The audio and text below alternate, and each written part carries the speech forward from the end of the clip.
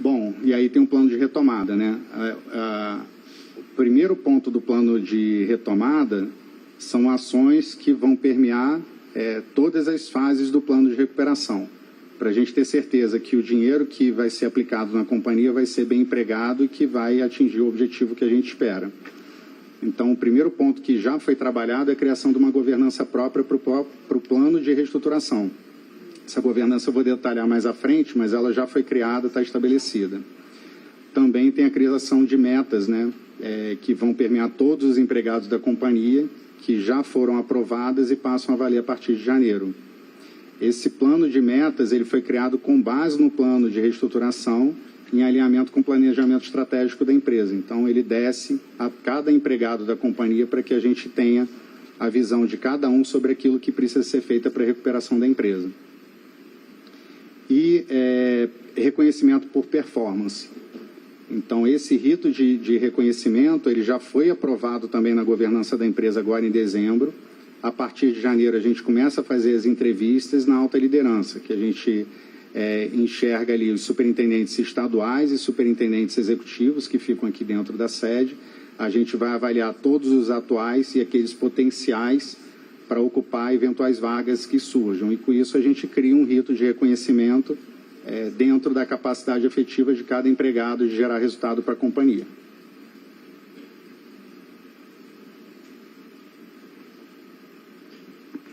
Bom, e como é que o plano está estabelecido, né? Uma primeira fase é a recuperação do caixa. Por isso a gente vem falando, né, nas últimas semanas da captação de recurso para a gente corrigir essa deficiência de caixa da companhia. Depois, uma fase de reorganização e modernização. Ainda sem uma mudança estrutural do modelo de negócio, a gente cria eficiência dentro da companhia. E essa eficiência gerar resultado o mais rápido possível, tá? Tem impacto relevante já em 2027. E a terceira fase é uma fase para a gente preparar a companhia para um novo rito, né? Dentro de um novo modelo de negócio, uma modernização da sistemática de negócio e parceria dela, para que a gente tenha sustentabilidade de médio e longo prazo. Na recuperação de liquidez, o primeiro passo que a gente concluiu na sexta-feira foi a captação de 12 bilhões de reais. Então, foi um pool de bancos, numa terceira rodada de negociação que a gente criou, que se dispuseram a entrar com 12 bilhões de reais numa operação de crédito para a capital de giro da companhia.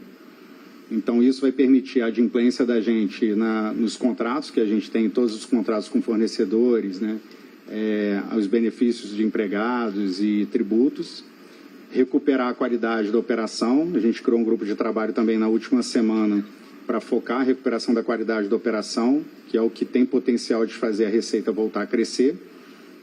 E, finalmente, a confiança de clientes e fornecedores, né? Com contas em dia, com a qualidade da operação recuperada, a gente volta a ter confiança no mercado. Na fase 2, essa fase 1 é de 3 meses, tá, gente? Ela vai até março. A fase 2, a gente já está falando de uma reorganização, tá? E aí, principal ponto ali, os 4 principais pontos, né? A otimização do quadro de pessoal e gestão de benefícios. Então, vem sendo anunciado o PDV de 10 mil empregados para 2026 e mais 5 mil para 2027. A gente tem uma revisão de cargos de média e alta remuneração, tanto nas unidades estáticas, né, as superintendências estaduais, como aqui na sede. E a gente tem a revisão do plano de saúde e de previdência, né, para gerar menor impacto atuarial e menor custo administrativo para a empresa e também para os empregados. Essa fase gera uma economia anual de 2,1 bilhões de reais, tá? Impacto em 2027. A outra, parcerias com o mercado. A gente já vinha anunciando uma série de parcerias, elas estão sendo aceleradas, são 11 no total, algumas já estão maduras, a gente já aprovou a continuidade, outras ainda estão em revisão. Mas a expectativa é que a gente implemente essas parcerias, as mais relevantes, em 2026, para gerar impacto de 1,7 bilhão em receita em 2027. Tem a gestão de ativos, né, a alienação de imóveis. A gente foi até conservador aqui falando no impacto, não é só sale e leaseback, mas tem alienação propriamente dita, né, uma geração de receita da ordem de 1,5 bilhão de reais para 2026. Aqui é a venda de imóveis que estão ociosos ou sale leaseback, aqueles imóveis que a gente ocupa, que a gente pode vender permanecendo no imóvel de forma com aluguel, né? Feito na hora da venda. E aí o redesenho da rede de operações. A gente está falando da otimização da malha logística, fechamento de unidades dos Correios que são deficitárias ou que tem sombreamento do ponto de atendimento, sombreamento numa distância curta, mas sempre sem afetar o cumprimento das regras da universalização que a gente cumpre como empresa. Isso também gera um impacto anual de 2,1 bilhões.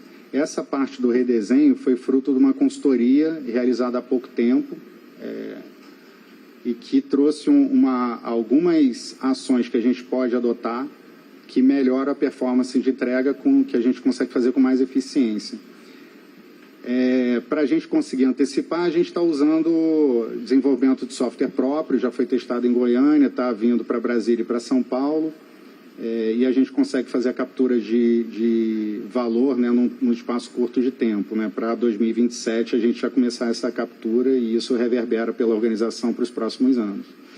Então, essa primeira fase, grosso modo, são essas ações. Tem outras ações que eu não listei aqui, por exemplo, talvez vocês me perguntem sobre ações judiciais da companhia, por conta do impacto sobre provisões de precatório, né, que a gente teve agora, principalmente no balanço de 25. Vai ser tratado também, tem uma consultoria sendo contratada para fazer a gestão dessas ações e a gente enxergar as principais causas de pedir, qual a forma de tratamento, qual a melhor forma de provisionamento, isso vai ser tratado também. A gente listou aqui as que geram maior impacto financeiro e de caixa para a companhia nesse momento. Bom, e nessa fase de reorganização da empresa, né, que vai contemplar os anos de 2026 e 2027, a gente está falando de automação de centros de tratamento, modernização de infraestrutura logística, renovação de frota e o redesenho da malha logística. Então, isso fatalmente acaba levando a gente para a redução do número de centros de tratamento e distribuição e para uma maior eficiência operacional da companhia. A gente deixa de ter rotas sombreadas e faz a otimização dessas rotas para precisar usar menos recurso para fazer a mesma entrega. E isso gera a economia que eu estava falando ali atrás. Numa terceira fase, a gente está falando do crescimento da companhia para um futuro mais de médio e longo prazo. E aí está em contratação uma consultoria externa para a gente olhar quais os arranjos que a gente consegue trabalhar. E aí a gente está falando, inclusive, de arranjo societário. Olhando a estrutura física, a gente tem a unidade estratégica aqui, que é a sede da companhia. A gente tem as unidades táticas, que são as superintendências. E dentro das unidades de execução, a gente tem as unidades comerciais e operacionais, centro de tratamento e logísticos e as agências dos Correios.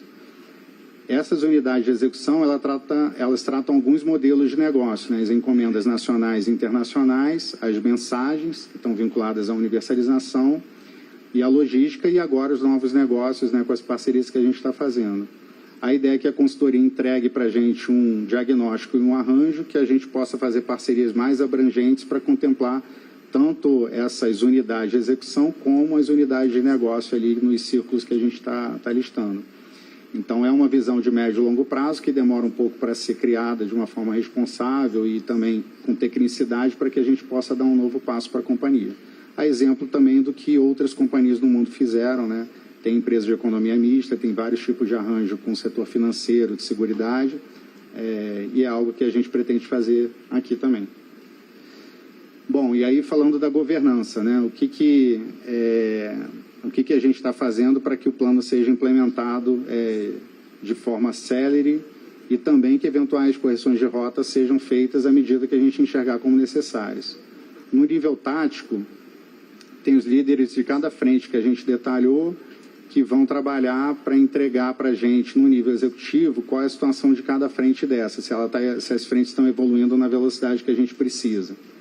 No nível estratégico, é o Conselho de Administração da companhia, né, que mensalmente vai enxergar esses reportes realizados pelas áreas ali de baixo, para ver como que está o andamento de dobramento do plano de recuperação da empresa. E no nível ministerial, basicamente CGPAR com MCO, enxergando como é que isso está transcorrendo para ter certeza de que a gente está evoluindo na velocidade, na cadência que precisa para recuperar a empresa. Tá? Então, com isso, a gente conclui as 3 fases e faz um plano de reestruturação abrangente que prevê tanto medidas de curto, médio e longo prazo para que a gente possa fazer a recuperação da companhia.